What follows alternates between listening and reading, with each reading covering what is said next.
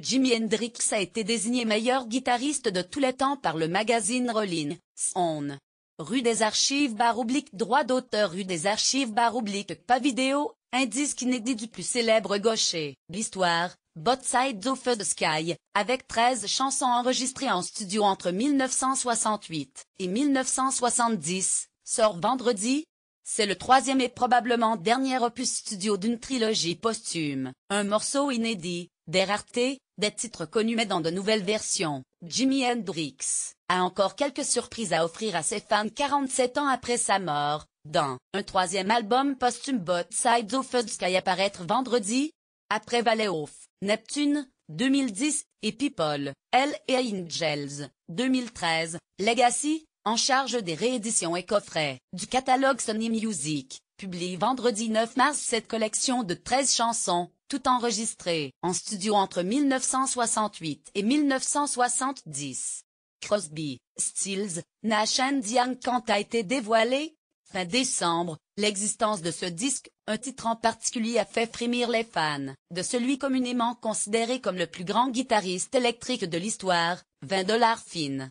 Car, cette chanson enregistrée le 30 septembre 1969 était inconnue au bataillon hendrixien. Et pour cause.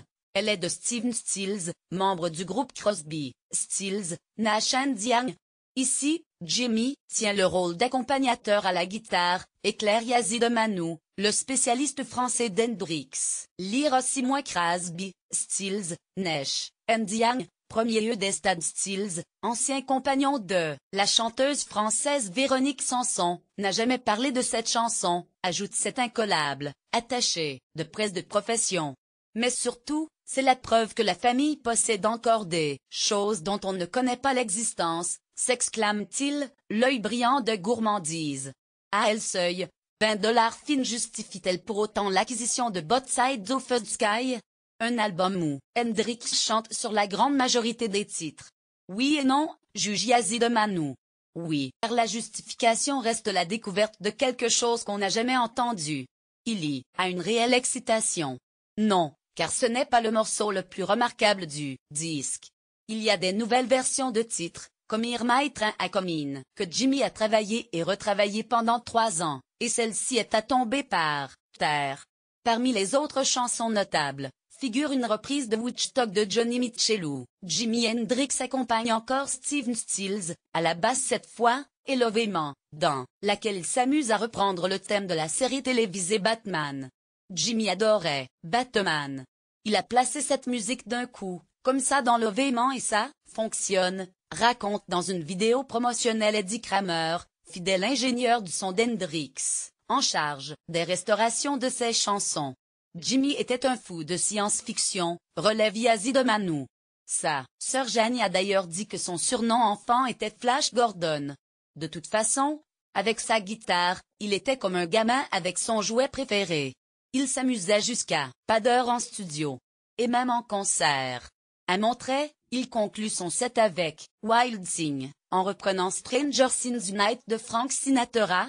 Lire aussi moins, Jimi Hendrix. Sa révolution musicale à 50 ans selon Eddie Kramer, Both Sides of the Sky doit être le tout dernier album posthume de Jimi Hendrix. Mais personne ne peut mettre sa main à couper que dans quelques années il n'y en ait pas d'autres. Jimi a passé beaucoup de temps à jouer avec d'autres artistes comme Stills.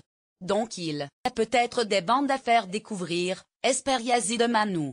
Ce qui est sûr, c'est qu'Hendrix se vend encore très bien, puisque les 2 précédents disques posthumes se sont vendus en cumul à 1 million d'exemplaires dans le monde. Désormais Experience Hendrix LLC, détentrice des droits, va se focaliser sur les. Pourquoi pas remasteriser certains enregistrements pirates? Le Saint Graal, c'est celui donné au Royal Albert Hall de Londres, le 24 février 1969. Ça fera 50 ans l'année prochaine. Ça tomberait bien, sourit Yazid-Manou. Lire aussi, Woodstock, le pouvoir de refleurir.